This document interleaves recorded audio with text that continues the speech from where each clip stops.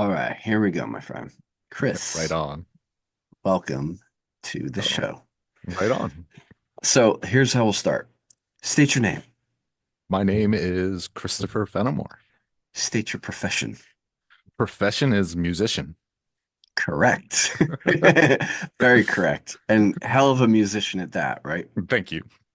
And we kind of met like synchronistically.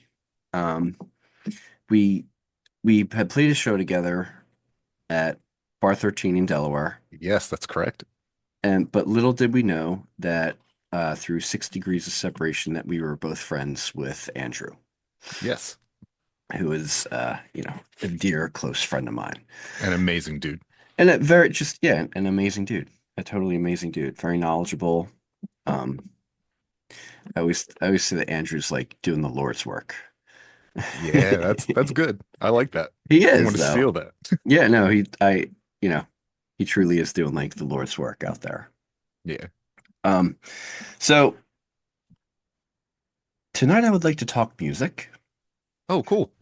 but we're also going to talk about um how you push through so many things to do what you do musically. So do you want to do we want to dive into music first, or Yeah, let's dive into music. let's dive into music, The right? fun stuff. Yeah.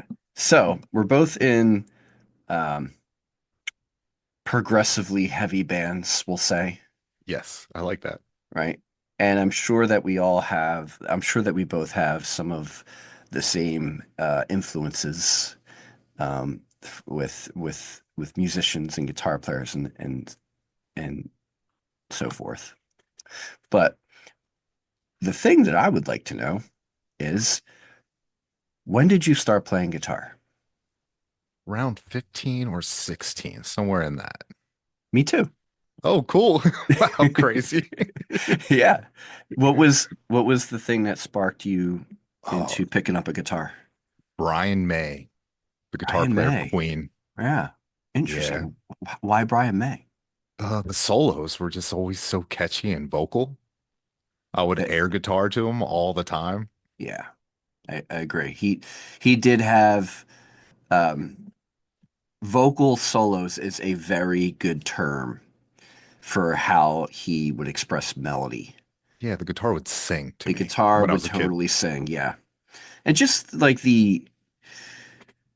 their production um, on almost everything, there was something about I don't. It was so unique to Brian May, like the way that where they placed the mic in terms of the cabinet or whatever he was using. You always got a sense of you were right in the room Yeah. hearing that guitar solo, like you were in the studio. Yep. There wasn't so much, it wasn't like in the background. It was just like it was like you were sitting Indian style, like a few feet from the amplifier, Uh-huh. They you almost know? surrounded you, like engulfed you. Yeah. Mhm. Yeah. And so I can understand how that set your soul on fire to play guitar, my friend. Yeah. And just cranking it, Yeah. feeling the music. Yes. So, okay. What was your first style of guitar? Because I know what style you play now, but what was your first style of guitar?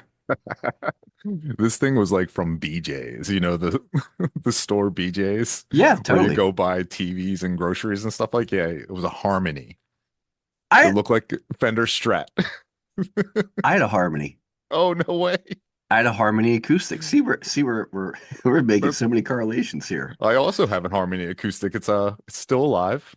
Wow. The I electric guitar, I broke that thing. I I'm s- I don't know what happened to my first acoustic guitar. I wonder where that is. I probably gave it to, I know Gave someone. I've given um at least 4 guitars away. Oh, that's awesome. Yeah. It's a great feeling, isn't it? Yeah, when I'm just like, well, Christ, I don't know. I 1, 2, 3, 4, 5, 6, 7, 8. I, Oh, I've 9 guitars, don't so count them. you know. Then you But realize how many need setups. well, isn't that always the story? So I should say I have 9 guitars, but only 4 of them are in playing condition. Or Right on. we'll say five.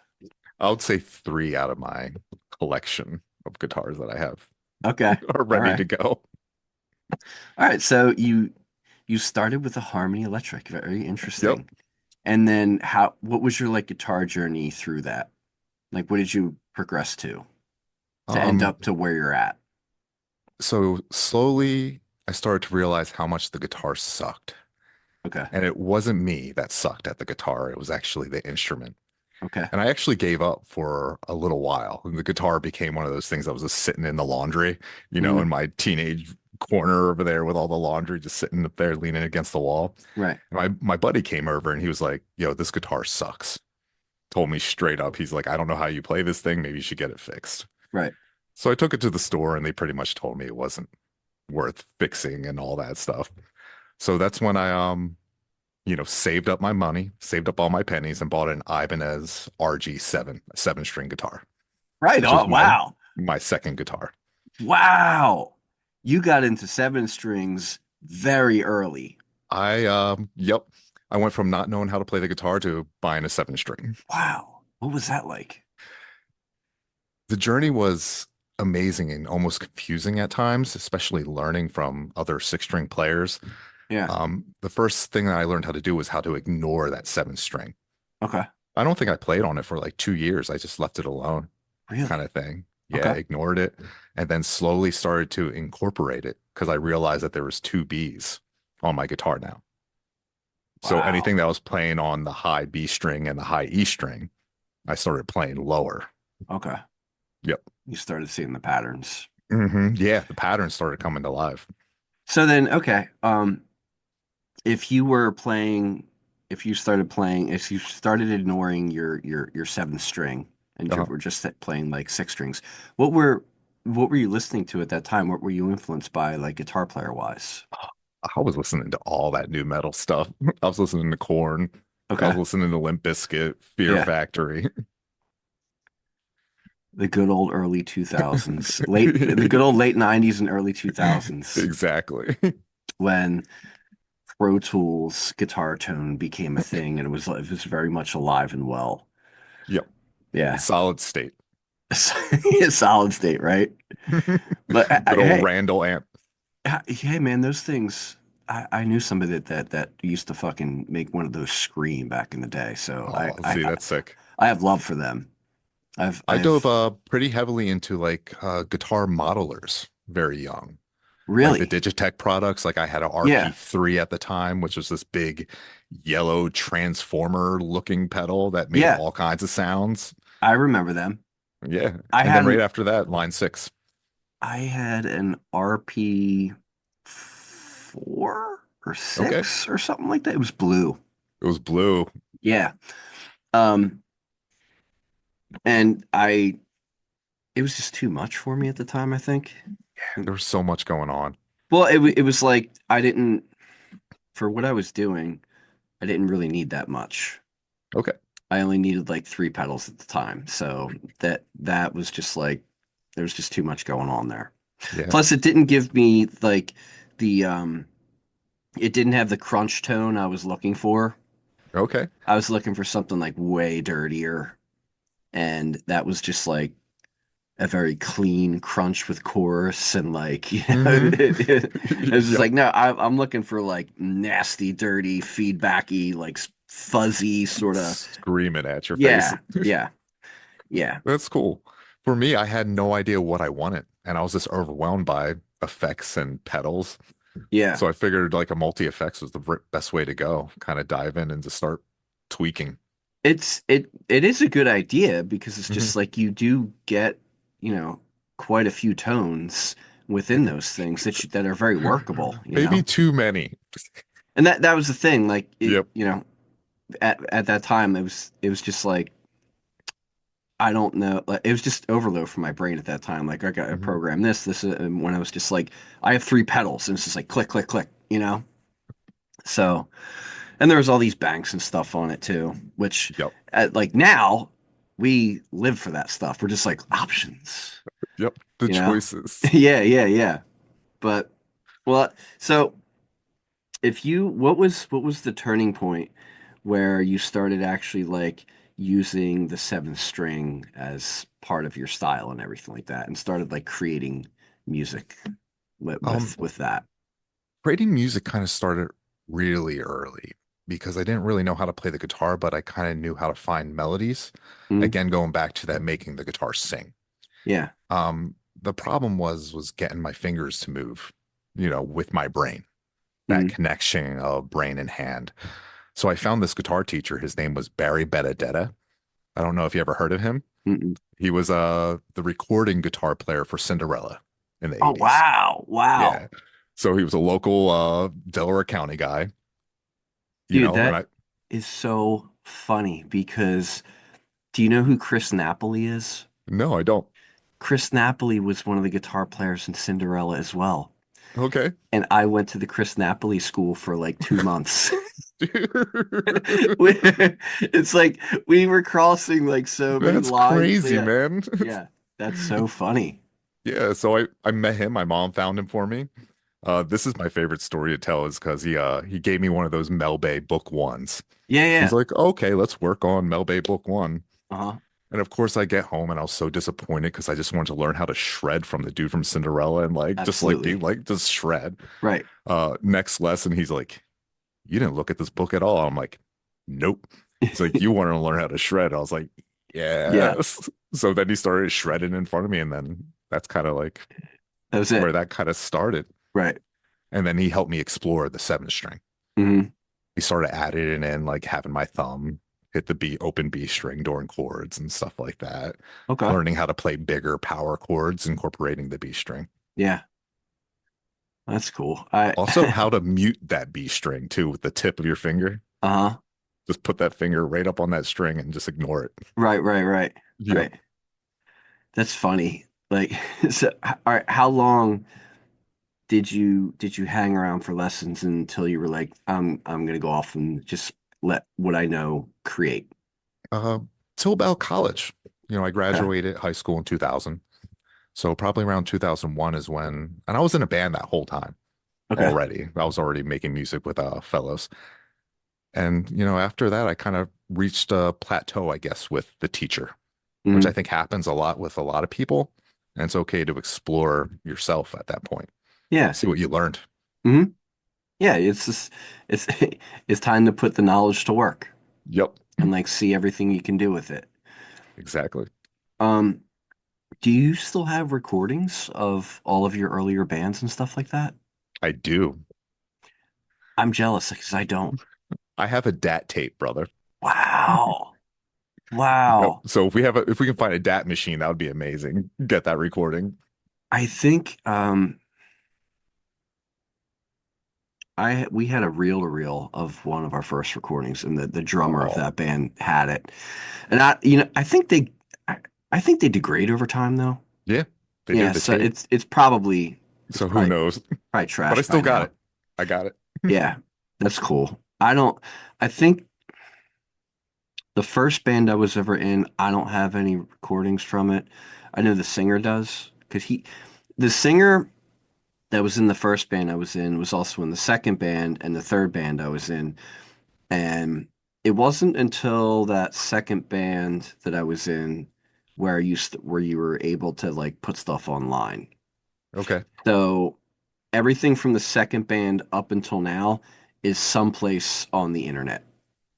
It's Oh, someplace out there. so you can So actually find that stuff. I can. I That's cool. found, yeah, the first band there, I'm sorry, the second band I was in, I found because I think I only have the the first and second, or I'm sorry, the second and third recording of that band. I don't have the first because it was just like uh that was at a time where like you were copying CDRs, putting them in white sleeves and handing them out. Yep. Um Sharpies, writing your yeah, band's right, name on right. them. And like a cardboard insert that you made yourself and Yep. handing them out at shows and stuff to promote your band. And I just don't have anymore because I gave them all out. Yeah. You have to start put a little wanted poster out there Yes. if you know But this band. well, the thing was, this was do you remember like Reverb Nation? Yes, Okay. I do. This was around the time of Reverb Nation. That was kind of like the first kind of streaming Okay. thing that I can remember. Um, and I think it was on Reverb Nation, but a few years back when I was like online looking for stuff, um, it had been downloaded and uploaded to other really obscure platforms. Oh, Yeah, interesting yeah. I was just like, I like these and are exciting at the same time yeah, because it's like, well, at least it's out there existing and being preserved. and being preserved somehow in digital space. Yeah. So I was like, all right, that's cool, But so what was the name? Like, give me the names of all of the bands you were in up until World Without Us. All the bands. Oh, there's a couple that I forget because, of course, they didn't last too long. Right. But the first band was a band called Chemical Reaction in high Chemical school. Reaction. All right. Yep, that was them. Then it turned into a band called Broken Trigger, Broken Trigger. which lasted for a long time until I decided to kind of take a break from music and kind of pursue it in a different way. Okay. Yeah, and after that, there was a couple bands that just didn't last very long, didn't even have names. And then yeah, The World Without Us is the one that happened. Right on. So is that the one you've been in the longest? Yeah, I would say so. Okay. Right on. Definitely the longest now. Would so the bands that didn't last too long, did you ever play a show together? Yes. There was there was one show at Bar 13 where we were just jamming. Like Hmm. this like weird style of progressive metal, Hmm. and it was all improv. Oh So we wow. played a show at Bar 13 and played a half-hour set, Wow. all like All guitar improv. metal improv. Well, I mean, that's hard, dude. I can't believe I did it, because we had these parts. And you just We had like riffed. five parts, and then we would just riff, and I would just keep on looking at the drummer and be like, let's change parts. Right, right, right. Yep. It was Yeah. it was something. So wait, I would always what comes to mind in being in a project like that is just like, okay, if you're going to be experimental, did you guys like ever do psychedelics together and like, you know, kind of Just like lots of weed. just lots of weed. All right. Lots of weed. That's usually par for the course for a GMA project. Yep. But So, the hallucinogenic parts, have you ever heard of a band called Modeling of the Well? no. No, you should check them out because they're a band who did hallucinogenics together Yeah. and then wrote an album, and it's amazing. Okay. It's a journey. I'm into journeys. Me too. I'm very much into journeys. So then let's bring us up to the world without us. How did the world without us form? So I worked at a place called Taylor's Music Store in Westchester, Pennsylvania. Right there in the town. Hmm. And Mario also worked at the local vape shop. So, of course, I was going over there on my breaks to re-up on my nicotine habit. And we just started talking music. And as things started building and building, and we would always be like, let's start a band, that normal talk Hmm. where you'd always be like, let's start a band, but nothing happens. And you'd say it to each other every time you saw each other. Right. And then I remember it was one time we decided to go out to drinks and kind of like talk about the project. Hmm. And that was the true bonding experience where things started to really move. Right. And it just members started coming. You Who was know, the um, next member after that? next member after that, well, there was a member named Dav. He played bass. Hmm. He was a great bass player, unfortunately, work and all that jazz. Then James was the next member after that, rhythm guitar player for the World Yep. Without Us. And he also worked at Taylor's Music Store. Okay. Did you guys work there together? Yep, he was my employee. Okay. So he was a sales associate. And the great thing about James that a lot of people doesn't know is he plays violin. That was his first instrument. Oh wow. Yeah, That probably gives you a pretty unique ear right. when you Oh, pick he up has a a great guitar. ear. Yeah. Great And ear. who comes after that? Drums, right? Who comes after that? Yeah, drums. Steve. Steve came from California. Well, he's originally from here, Uh-huh. but he moved out to California for a while. And then next thing you know, we're looking for a drummer because we're just about to go into the studio. Like Hmm. no lie, we had like maybe 2, 3 weeks to find a drummer to start recording all this music. And so he comes from California. We get hooked up. He learns the songs in 2 weeks and goes in Wow. there and nails it on our first EP. Wow. I keep on forgetting how fast it was because in my mind, it was like a blur of just jamming all the time. And then next thing you know, we're in the studio and he's been the drummer ever since. So you started out with basically all strings, Hmm. writing and composing the music without any drums, and you're like, okay, let's go record. Now let's find a drummer. Yep. Now let me correct that. There were drummers that came and went. Okay, okay, okay. So there was 3 drummers in between that they weren't solid members. They just Hmm. kind of came and went and just couldn't do the project. Right. So it was crazy that we still wrote all this music Yeah, with all these different drummers doing different drum things for each part. I can So that, understand that. yeah. And Steve, would kind of guide him in certain ways, but for the most part, 100%, he rewrote all the drum parts. Nice. And him coming from this punk kind of background Yeah. and coming into this metal band, killer chops. Yeah, I mean, I like him as a drummer. Like he plays some pretty interesting stuff. I'm like, oh, okay. Yeah, I'm all ears. Where you taking me right now? You know? right, right. But that's kind of like you guys' music in general. It just you got to strap in and be like, okay, this is going to take me like all over the map and territory right now, Yeah, but it's going to be heavy too. So, yep. you The know, journey that I call it, we give them all the parts certain names. yeah. Hmm. But and the I don't when I listen to you guys, I don't think of a certain style. I just think that you guys play heavy music, Thank you. and I like that. I appreciate that. Yeah, just, and You I'm just, know, who cares about style? It's just but that's the heavy. thing. It's I always looked at it like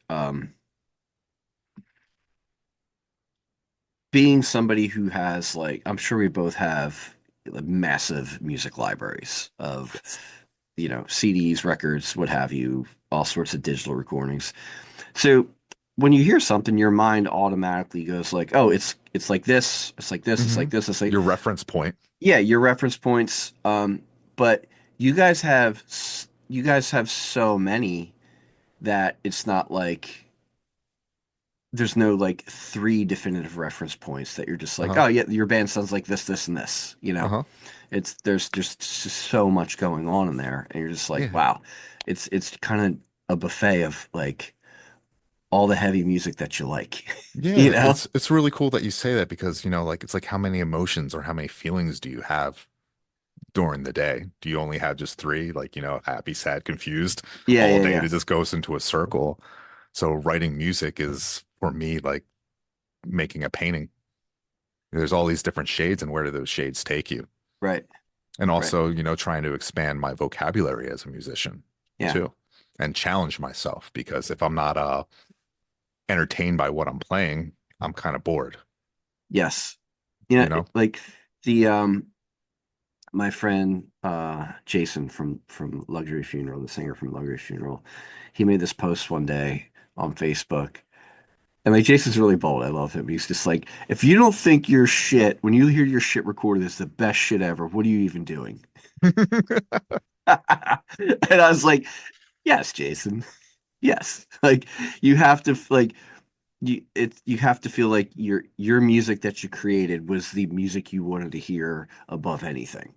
Yeah, And that's how you know it's just like I dug deep, I found it, there it was. it's your baby. You make it. It's yeah, yeah. And And that's another cool part about music is creation. yeah, it is. Like so I have this thing um it like it's got to pass the weep test.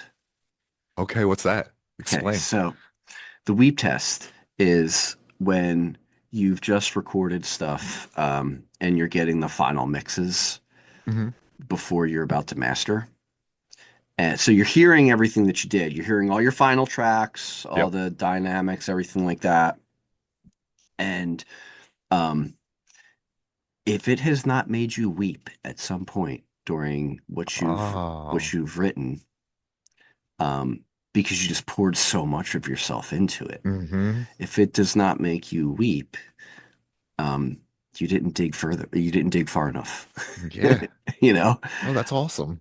Um, but and that's, you know, every, um, I started to notice that later on, in recordings that I made. It, and also as I just grew and aged, um, it's a harder fight to stay and play music and just like with everything else you've Yeah. accumulated in Life. life and everything you have to balance or anything like that. It is work. It is hard It is to work. it is it is fucking work to Yeah. play. And people Mentally and physically. mentally, physically, emotionally, all of it. And there's a lot of preconceived notions out there of what it's like to be in a band, and they're all wrong. They're all wrong. They're all wrong. Like I've I've worked some jobs. I've worked some hard jobs, but nothing was really as hard or as challenging, but also as fun as playing music. Right? Um, and just, And having how this family that's not your family, but still your family. right, and managing all these relationships at the same time. Yes. And And personalities. personalities and like their life is bleeding into your life and your life is bleeding into their life and like, Yeah. most people have a relationship with like a mate or a family and everything like that, and Hmm. they have kids and that all blends together in a certain dynamic. But then imagine you have that and you have this other family that is blending into your life so much and you are blending into theirs so much. Like, that's what I feel, like the the entire adulthood of band is when Yep. it's like that. And don't forget when you have the other bands that you know, your band friends Right. that are on the road and they start staying at your house and they're bleeding into that. Yeah. So it just Yeah. becomes this huge nest of It's creativity too. yeah, it is. It really is. But the Um, struggle, I totally know it. yeah, it is. It is struggle. So actually, that brings us to a perfect point, right? Knowing how hard it is to, um, as an adult, especially like a dude in your 40s, Hmm. how much you have to balance in life, and then how much you have to put into playing music to just maintain it alone and not even like how much you have to put into like make it actually grow and progress and like see improvement and everything like that. You deal with a lot of physical ailments, Yes. right?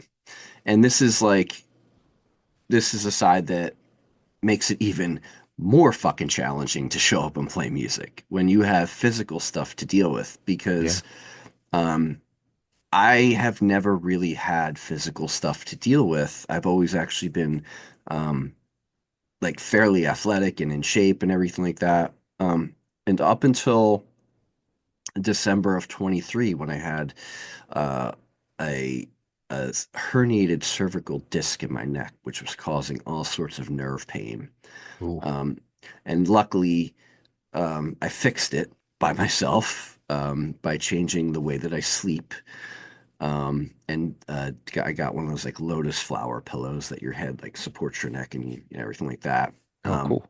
So that was that, but it took about, I want to say, at least 3 months to get like the complete total feeling back in my left arm, in parts of my left arm at least.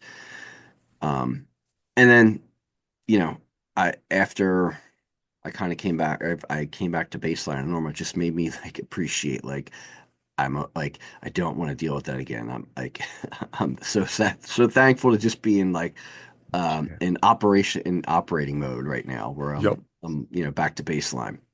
So put me in your body, the things that you deal with, what it's like to deal with it when it acts up, Okay. everything like that. Like Okay. I'm there. So I have a condition called ankylosing spondylitis. It's a inflammatory disease that's Mm, attacking my joints and my spine. The hardest part, is inflammation, fighting inflammation on a day-to-day basis. And, it's a journey, definitely a long journey, and watching your body kind of slowly get worse and mm, worse over time, and having to work harder each time it takes one of those stairs up and mm, progresses on you. And of course, I'm on lots of medication to help slow down the progression of the disease and how it's kind of attacking my body in certain ways. And it also comes in waves. That's one of the strangest things. One day it's my wrist is all flared up and all puffy. Maybe I've been playing guitar too much, or maybe I lift something the wrong way that flared that up. And then 2 days later, it's the knee acting up. Hand goes down, knee goes up. And it's kind of a cycle of managing those feelings and inflammation. yeah. What's what are some of like the medications that they have you on? What did they just help bring the inflammation down? The one medication that I'm on, the big one, the most important one is called Remicade. It's a biologic that I go in for infusions and get that every 6 week. Now, what that does is that halts the progression of the diseases, keeping me at a baseline Mm, of, let's say, 70%, kind of riding that line all the time of in between a flare and not flaring. yeah. When did you start feeling the symptoms of this disease? That's the crazy part. Right after high school, when I was 18 years old, I started getting stiff necks, Hmm. waking up in the middle of the night, neck pain, next day, can't move my neck. And that's kind of where the disease kind of started, was right there in my neck. And then also lower back hips. Was when was the point that you were like, I need to go to the doctor? Now, this is the tough part is when, you know, you're a young guy, you're dealing with pain. And back then, a lot of people had back pain, Hmm. early 2000s. I started looking for opioids, Oxycontin, Hmm. just taking those every once in a while with a beer to kind of help the pain. Yeah. And that's when I noticed that it was to the point where there's something wrong. Hmm. Why am I needing this medication that I'm not even getting prescribed to me to take care of this pain that I'm feeling? Hmm. And part of that was, I grew up in a world that we didn't really know about doctors and how doctors worked, and you didn't go to the doctors over back pain. You took aspirin and things like that. Yeah. And kind of that statement of man up, Yeah. stuff like that. Yeah. Yes. Yeah, I remember it well. Yeah, So ab- about we'll say mid 20s, did you know? yeah, yeah. Mid 20s is when I was diagnosed, Okay. and that And was scary to were find you out the name of it. were they so I'm assuming they didn't have the treatment that they have now back then. No. So how did they start you out? Like what did they start you out with? Well, so the first doctor I declined treatment. I was so scared about this major life change, becoming a vegetarian, you Mm, know, quitting drinking, no drugs, no nothing. yeah. And I was at this point in my age where I was, in a band, doing band Yes. things, Doing going out to bad things. bars, Yes. drinking, hanging out, having a good time, and it scared me, Hmm. to the Yeah. point where I just ignored it, Yeah. just continued on with my life dealing with the pain that became normal. Yeah. Yeah. And then when it got to the point where the pain wasn't normal anymore, When was that? I couldn't handle it. Early 30s, Okay. early 30s, I went and got S- treatment. You went for a pretty long time then. Yeah, A I pretty was long time, a just like full-time painter, yeah, you know, full-time painter. Yeah. yep, dealing with my arms just falling asleep while you're up on the ladders, painting houses, Oh, just trying to get by. okay. Yeah. And then Your early 30s, it starts to kind of kick in. Yeah, and that's when I met my wife Hmm. at the music store that I was working at. She also worked at the music store, and we both are musicians with it, which is awesome. Nice. And she went online, and she's a master at the internet. She went online, found me an amazing doctor who actually cared, Okay. and kind of gave me the options of what I could do. Hmm. Laid it all out on the table instead of scaring me. So, okay, and this is your first experience with a doctor. You're just like, all right, I trust you. Tell me what we Hmm. need to do. Exactly. What's the first thing you start doing in your mid 30s? Exactly. We went on to biologics, a brand called Humira. You've probably seen the commercials on TV. It sounds familiar. Yeah, it's they have so many of them. There's so many different names. But it was this auto injector Hmm. that I took every other week to do the same thing that the drug that I'm taking is now. Hmm. How how common is your disease? Not very common. I believe there's more awareness nowadays for it because we got some celebrities that have come out with the condition. Celebrities like McMars from Motley Crue, Okay, yeah, yeah. Dan Reynolds from Imagine Dragons. Wow, So once you get into the spotlight, more people are coming out and saying that they have the condition. interesting. Hmm. What are like I assume you're taking kind of like the most up-to-date cutting edge procedure that is offered right now, Yep. if it's keeping it at bay. Yep. Um, and I think it also, there's a mindset part of it too. For me, what was hard was the frequency of taking the auto injectors. Hmm. And also, I started developing some side effects from these medications. What are your side effects? White spots in my brain. White spots in your brain. Yeah. So what the doctors told me, you're only supposed to have one white spot per decade. So me being in my 40s, I'm only supposed to have four. Hmm. So I have six white spots, which have kind of started going away Okay. from the medications that I was taking. Hmm. And it's something that we're currently tracking right now. What's a white spot in your brain? They're like a gray matter, Oh, like great. fatty Okay. substance. Okay. Yeah. My bad. Got it. Okay. Now I Nothing understand. too scary. Yes. Now I understand. All right. Well, so wow. Just wow, man. Yeah, What? it's a constant journey. Yeah. And, I, not to sound like uh, everything's a teacher, right? Hmm. And um, there's a uh,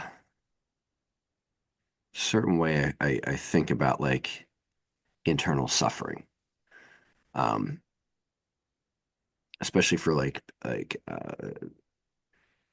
people who sacrifice through suffering. It's this like agreement before you came to this place that you knew um, this is going to be one of the things that are included in this journey, and it is a it's going to be a hard cross to bear, but since I do it, it's going to help everybody around me in some way, shape, or form.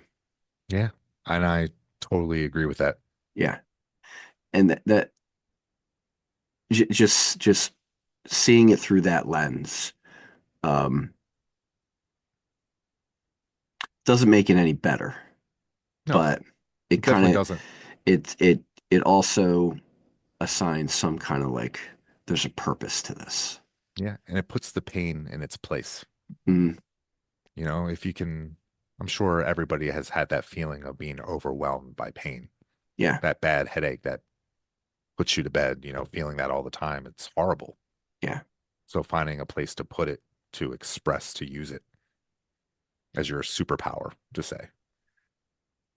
I would say, or I'll ask. I'm assuming there's going to be some way that that's channeled. into Oh yeah. what you create, what you artistically create, Yes. you With know? everything that I do. Yeah. So that leads me to um this place of like what if you're if tomorrow was going to be your final day of your experience, what would you want your legacy to be? Oh, definitely my music and what I've left with the Mhm. band that I'm currently in. Yeah, Because it was definitely all my heart has been put into that. uh, it shows Yeah. when you listen to it, you feel that, Oh, you know. thank you, bro. No, you That's do. You awesome. you absolutely do. That's why I like, I I like seeing you guys play. I like seeing you guys be in the flow of what you're really good at. But especially you, because I look at you, you're kind of like you're in a way I view you as like the point man of the band. Yeah. You're at the point of Band dad. not I don't it's not bandag. I Okay. dare I say like you're the leader, we'll Yeah, say. You're you're out front with the vision correct. and kind of guiding the ship. Um, and that it's I feel like that's kind of your job as a guitar player in a band. It's like you're the person that comes up with the spark most of the time Yep, that sparks everything else, correct. that gives everything else its place. Everybody Um, starts building on top of it. right. Yeah. So tomorrow's definitely not going to be your last day because you have No. you yeah, you have way more to do artistically Oh and yeah. I'm here And I for it. feel it in my bones too. Yeah. Yeah, I'm absolutely here for all of it. Um, what do you guys have new coming up? Well, we're working on a full length album How and many we are songs? so close. We're shooting for 12. Wow. That's a lot, man. It's a lot. That just knowing like the length of your songs, um, that's like a double LP of your music, man. Right? How about when you're writing a long song and you start thinking like, hey, I could split that song into two and that's one more song for the album. Yes. Yeah. And you're like, no, don't do it. Leave the Hmm. song as the piece that it is, the story, because our band is a concept and there's a lot going on in it. Yeah, there is. There absolutely is. Um, would you guys ever do a record? Like press Yes. a, yeah. Yes. No brainer. Yes. Especially if we're writing 12 songs, that's going on that would be a double, right? That would be a double. Yeah. How long is that? For how long your songs are, um, that would be a double. Yeah, that would be rad. And that would absolutely be rad, you know? Yep. I just imagine the artwork on that thing being a big piece of artwork. Yeah, you got so actually let's divert there. I want to talk about the artwork for your albums. Okay. It's they're kind of uniform to get Yes. like they look very similar. Did you do them? No, I did not. Okay, who did your artwork? He goes by the name of Poison Project Poison Project. on Instagram.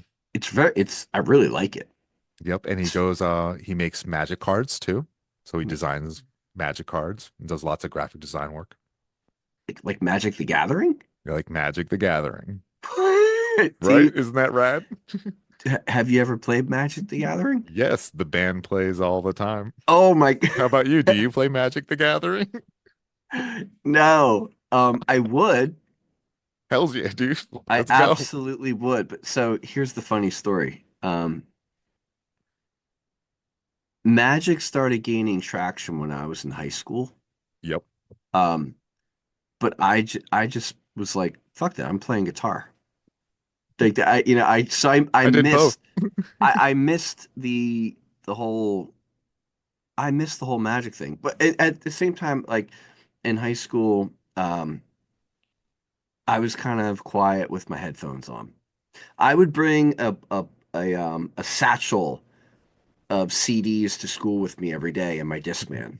Awesome. I had You had all your choices there. I usually would have like 10 to 15 CDs in this like little black satchel, and I just whip them out in my Okay. Discman and headphones Here's a good on. question for you. What was the Yeah, first CD you ever bought? The first CD. I ever bought.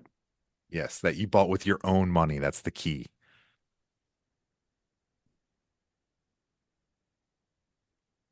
I think it was the Black Album. The Black Album. Okay. Yeah, Nice. I think it was the Black Album. Very cool. Yeah. Um, and then after that, I think it was Aerosmith's Greatest Hits. Oh, big ones? No, No, Greatest the Hits. greatest It hits. was it was it was like the Aerosmith symbol with a red like background. Yep. On Yep. it was like yeah, that was it was us, and it had all of their hits like pre 1985 essentially. Nice. So all the Very cool. the good coked out years Yes. of Joe Perry, But no, I it's funny that we bring up Magic because like two bands ago, um the band Witchfist I was in, the guitar player Adam got into playing Magic, and like we're on tour one night. We used to do like 3 4 day weekends with Moontooth and Dead Empires. Okay. And we were staying at somebody's house in, I think it was New Paltz, and the dude just whips out a deck of Magic cards and starts like, playing with Shuffle the them bass up. player. And Adam, the guitar player, is just like, deal me in. And I'm like, what the fuck? You don't know. He's just like, oh, I know how to play Magic. And I'm like, what the fuck, man? Like, it was just so funny to me. So I, uh, Magic, the card game I imagine it's kind of like Dungeons and Dragons. Yeah, and card format. So what's like a spread? Like how's everything start Oh, with mana. with mana? You need mana. You need mana. Okay. You need mana to summon your spells to put them onto the playing field. How do you get mana? Oh, you draw it. So when you draw your hand, your first 7 cards, Okay. you'll get mana, which is in the shape of land. Okay. So like plains, mountains, water, islands. What has more or less mana? Oh, they're all equal. They're all one, unless Okay. your card says otherwise. Okay. That's the trick. Whatever your card says, you follow that card. Okay. And then you have, I'm guessing, some characters. Yep, some characters. You got some creature cards, spells, and Okay. then each one of those cards costs a certain amount of mana to play. Got it. So say if you have a goblin, he costs 2 mountains. And you Okay. have mountains right there. You tap 2 mountains. Tapping means turning the card sideways, Mhm. and then you can play that card. And then I'm guessing some characters have more power than others, and that interacts with how much mana you have, and yada yada yada. Exactly. And then you have life points. They're trying to take the other player's life down to 0 so you can win. Okay. All right. It's a Yeah. little more complicated than that, No, but I get the gist. yep, that's pretty much the gist. That's so fun. You all play Magic? We all play Magic. That is amazing. That's so Every single funny. member of the band. I was there's another night we Witchfist is on tour, and we went to stay at this band's place. I'm trying to remember their name. It escapes me right now. They're a great band. They're a 4 piece instrumental, and just fucking riff like crazy. You'd love them. Oh, Uh, cool. and when we went to their place, and it makes total sense too. We went to their place, and they had um, this huge gaming table of all of these figures, Oh, like painted. Warhammer. I guess it was Warhammer. We also play that too. You play Warhammer too? Yes, I'm a nerd. I know. I know. Only 3 members of the world without us play Warhammer. Just to be clear. No, that's so funny. Actually, you guys play Warhammer. Painting my So little dudes. Dude, they were awesome though. Yeah, it's so much fun. Oh my God, they were so fucking intricate and cool. And like, I Uh-huh. was like, you guys have Color spent, schemes, yeah. I was like, you guys have spent time on this. Like the board itself was like, it was all turf and like all hills the and terrain. yeah, Oh, I was like, I kind of get it. I totally understand like where the appeal is in this. Because like, I, I know they just sat there with like the tiniest little brush and we're just like, dude, I use my beard hair. Just joking. No, I don't. just I spent $50 on a brush that has beard hair in it. wow. Like, so, um, how's Warhammer different from Oh, Magic? I'm not explaining that It's one. just too much. Oh, that one. There's lore, brother. There's books. There's there's There's strategies, there's strategies. strategies of But Warhammer. it's pretty much war. Yeah. All to scale. You're moving your Okay. dudes all to scale. Uh-huh. Everything has mathematic equations of some sort that tells you how you're going to hit your other opponent. Interesting. Yeah, it's a good time. Like a game lasts like 2, 3 hours. Wow. Yeah, it's a good Sunday. Wow. But we're Okay. gonna play Magic. The next show we play, we're gonna play some Magic on the Uh, pool table or something. okay. I'm totally down to learn some Magic. Yeah, You know, the that we funny can handle. the I remember like there was, there some cards were so sought after. Yes. Like when I was in high school, like there were some cars that kids would go fucking nuts over. Like, oh What my was God, it? The that's like the Black Lotus card. I have no idea. I just Yeah. remember that there were certain cars that were so coveted and Hmm. and it's funny, like the Magic is I've never really noticed it, but it's kind of followed through almost every band I've ever been in. Somebody in the band Really? has played Magic or knows how to play Magic, but I never have. How have you stayed away for so long? I just look, we're both very eclectic people Hmm. with many interests. So Yes, too many. so many. So yeah, just there's my plate. I have two full plates of like things I'm passionate about and love. So it's Hmm. I just what did some different things. That's all. Hmm. It is the perfect game to play when you're at the bar. Nobody's there yet. Show doesn't start for another 4 hours. Oh Just trying to wow, kill time. yeah, especially It's because one of those. and like I don't drink, so um I'm Exactly. always So it's even better. you've seen me at show. I just sit there and play guitar. You do. All I do is just sit there and just run finger exercises. You're a great reminder. You're like stuck in my head now that I have to like when I want to play guitar at a show, I'm like, Jamie does it. I want to go sit in the back and just start freaking That's killing it. just because I'm like, I don't, well, I mean, that always, just sitting there running finger exercises calms my mind. Yeah, It's just very meditative. Um, and it's better than playing with your phone. So, definitely. you know, Or being um, I get overwhelmed by, stimuli, yeah, yeah, sounds, lights, and I just start getting overwhelmed and I'm like all over the place in my brain. yeah, yeah, yeah. So having something to bring yourself down is awesome. Yeah, shows can be like that too. Like there's Yes. a lot of people there, people that you Uh-huh. know. So it's sometimes you're in like entertainer mode and social butterfly mode, and then Yep. it's always just now my default mode is just like lock into your guitar, warm up, be like super warmed up and hot by the time you get on stage. That you're just like it's almost like you've been at band practice for three Yeah. hours And it shows, man. I and you love it. just like rip. I love It's watching you play, man. no, I love watching you play, And see, but that's another thing. Guitar players love watching other guitar players play. I love it. yeah, it's like one of my favorite pastimes. Right? Like I was trying to when I was talking to Anthony last night after we were done on stage at the Nail, I was saying I was telling him how like Nick's pretty much like my favorite guitar player Okay. that I've ever seen up close and live. And I've been to I started going to shows when I was 16 years old, you know, Same. all ages shows and stuff like that. Yeah. And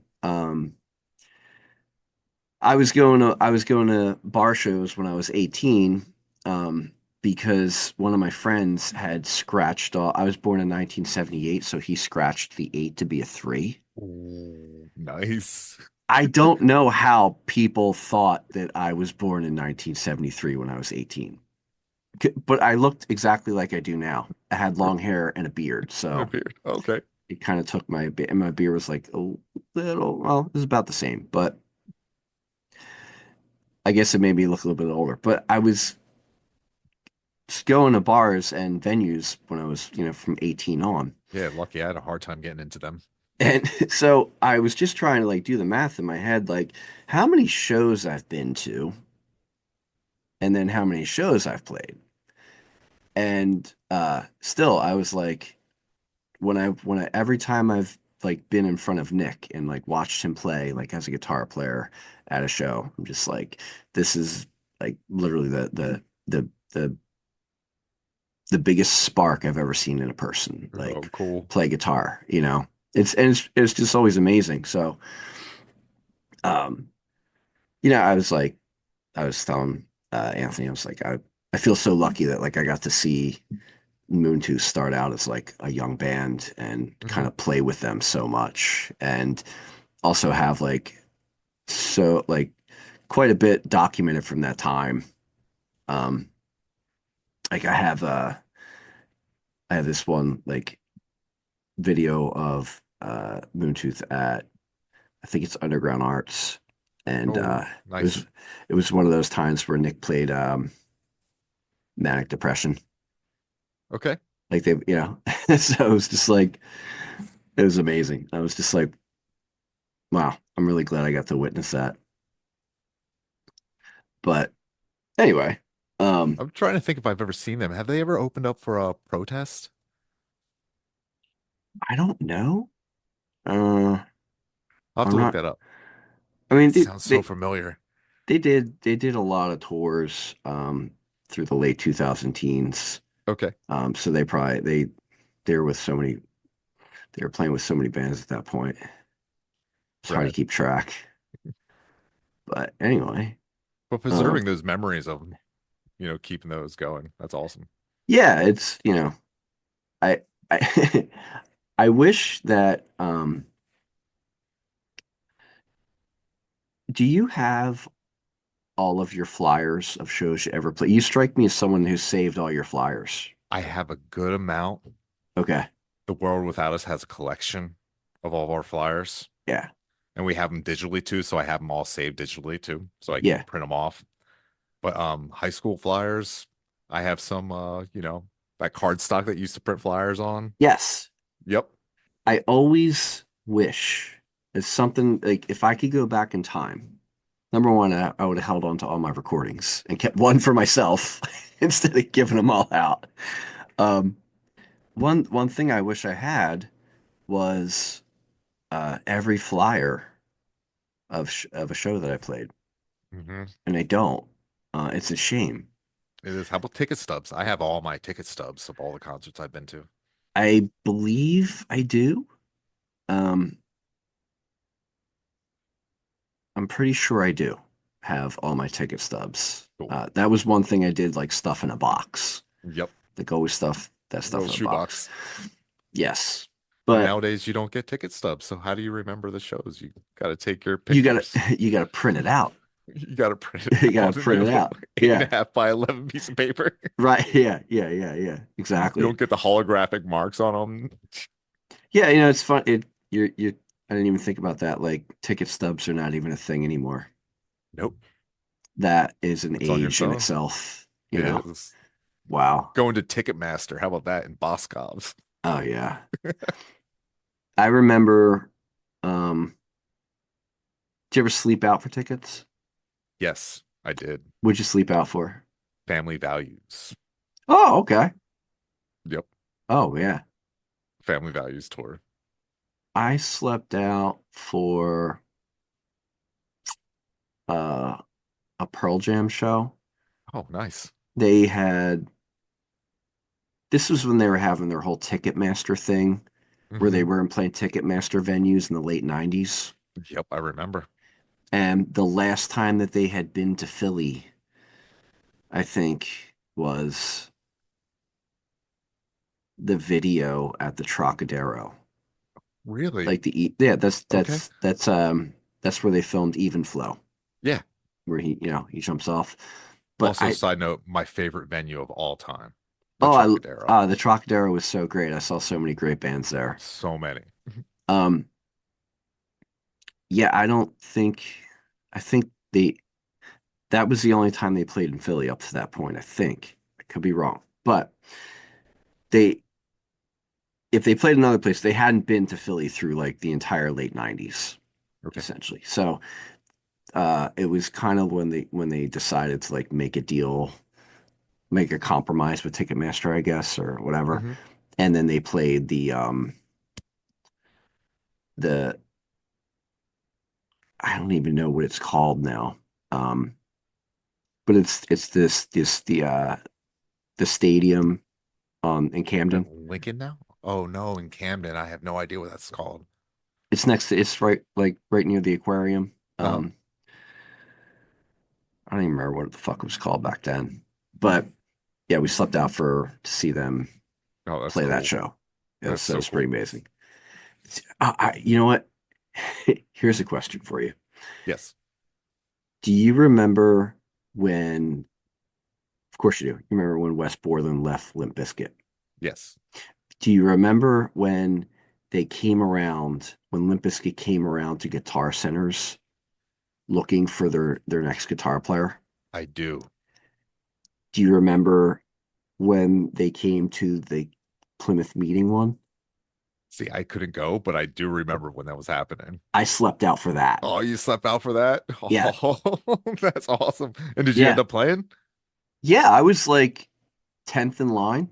Oh, that's awesome. There was people definitely like arrived like Hmm. later in the night. Like I think I went at like, probably like 8 or 9 at night, Okay. and I was like the 10th person there essentially. And then people just showed up kind of through the night. That's so cool. And yeah, I want to say there was at least like 100 kids out there. 100 guitar players Yeah. lined up. Yeah. And yeah, you went in for like a few minutes. You plugged into an amp, and they're just like, "All right, go for it, play." No, no, was the band there? Was like Fred Durst there judging? Or was it just kind of like a Guitar Center contest? No, so they weren't in there. Hmm. They, I think their tour bus was there. Okay. I think they may have been on their tour bus. Okay. I'm not sure. That may have just been for show. Yep. But yeah, that was a fun experience. You know, that was a rare thing, like a band coming around to guitar centers in your local area In to Plymouth find, meeting. yeah, to find their next guitar player, you Limp know? Bizkit in Yeah, Plymouth meeting. yeah. And I don't remember who they had after that. I can't remember. Was it I vaguely remember. I think the band starts with an S, like the guy from Spit or Saliva or something like that. I I have to go remember, on the internet. yeah, yeah. I remember the band Saliva, but Yeah. I'm just trying to remember visually what the guy after Wes Borland looked like. Sound like short dark hair. I That's kind what of I'm seeing. Yeah, he definitely didn't have blonde hair. He definitely Nope. had dark hair. I kind of remember him being like tatted up and stuff. I could be totally just like making this up too. Like it's just my brain is just There like was painting a never picture. another guitar player Right? from Yeah, Limp right. Bizkit. That Yeah, never happened. exactly. Mandela effect. Mandala effect, totally. Totally. But so if you guys are recording 12 songs, Hmm. when do you expect to be where are you at in there? Have you even gone in the studio yet? I can't remember. No, we have not. Okay. Lots of pre-pro. Pre-pro's good, man. Yep, everything's notated. Hmm. We use Guitar Pro, so Nice. everything's notated out. We have pre-pros of all the songs. There's a couple live recordings of their out there of two of Okay. the songs that are going to be on the album. Yeah. We've been kind of quiet about them and sneaking them into shows. Mhm. So the show coming up Saturday, I believe we're playing four new songs. Ooh, I can't wait. Yeah, so there's been a lot of songs. Nice. Yep. Right on. Talk about a really cool experience. The Rusty Nail. We play there. You play Yes. there. Everybody Yes. knows the Rusty Nail. Yeah. He has a killer spot, a rental property. I've seen that. Yo, we all went up there as a band, as a bonding experience, Yeah. and wrote a song up there in 2 days. And we're going to be playing that song on Saturday, That's really which is cool. it's really cool. It's community Yeah. memories, Hmm. and that song gives me chills every time I play it. Yeah, yeah. It's so cool. You wrote a song in 2 days. The outline, The outline. the Got it. outline. Got it. Got the song outline. It took like maybe another 2 months Yeah. to flush it out. Hmm. I get it. Have you ever written a song in a practice? Close. Yes. Isn't Came that such close. it's such an amazing feeling, right? When you get into that flow When it and just like spills out. it spills out and like you're connecting dots Yeah.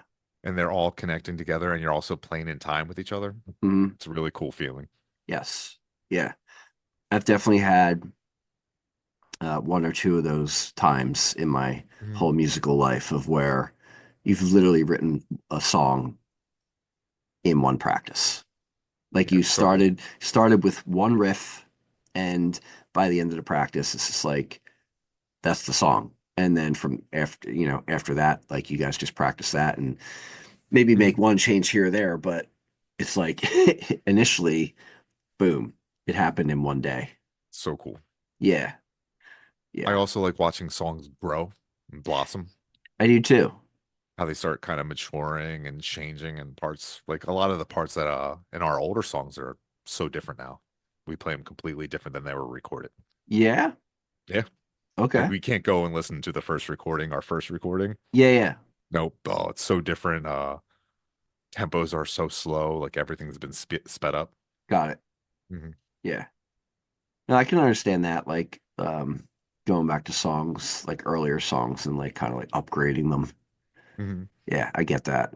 We also have a retired song. Do you have a retired song Um, that you well, just won't play anymore? not in Blades. Not in Blades. Because Blades is still Still Young Bucks, right? young in terms of songs written. Okay. Um, but I'm trying to think like Desert Hands, no, because that was still like fairly young. Witch Fist, not so much. Um, because we only had maybe about 16 songs, I think, That's overall. a good amount. Yeah. I think it was 8 songs each album, Yeah. something And you like put out that. 2 albums with that band? Yeah, but and we were lucky because like it was two different drummers. There was a one drummer on the first album, another drummer on the second album, but uh fairly shortly after that first album was recorded, that's when that first drummer had left the band. So the second drummer had come in like if he was there a few months earlier, he would have been on the first recording.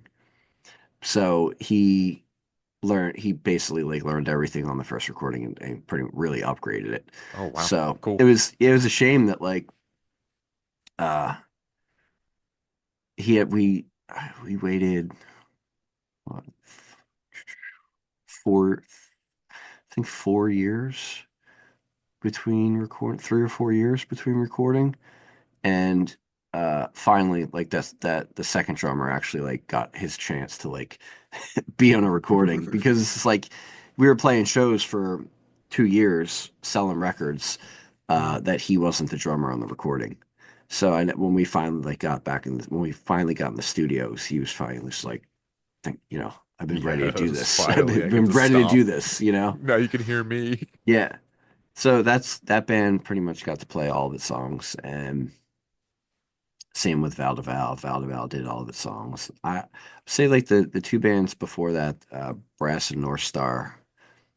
they were the same band, but uh, had a different drummer. So basically, when the different drummer came, we just changed the name of the band and wrote all new songs. Oh, there you go. That's probably what So, I would do too.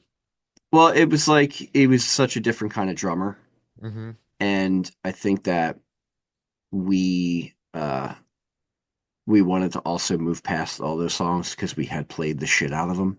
Oh, there's your retirement right there. You I I retired I guess the so. band. Um, but it would have been so much work for that drummer to learn. I think he would Hmm. have had to learn like 20 something songs.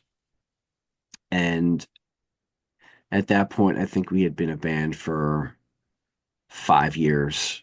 Okay. And we just made the decision like, okay, we are gonna leave that identity behind and create a completely new identity with this drummer. And we did. And we wrote like 20 songs with him over Oh, that's awesome. like 2 years. That's really cool. Yeah. It's, well, those you remember what it was like in your mid 20s and late 20s. Like you were like Go. you had all the time in the world to write music and perform music and go to band practice and stuff like that. Yep. So, well, friend, I say I'm gonna put a bookmark in us there. Okay. And what I'll do is we're gonna have you back when you release the album. Oh, cool. Yeah, man. Awesome. Totally. That's very cool. I think that'll be a good time to check back in, Yeah, you know. So I'm stoked totally. for it. And I am stoked to hang out with you on Saturday night. Oh, yeah, man. I'm totally excited that you're coming. Yeah, man. It's going to be great. So I am gonna hit stop recording. Do we have anything to say before we go? No, Right just on. rock on. All right, man. Yeah, dude.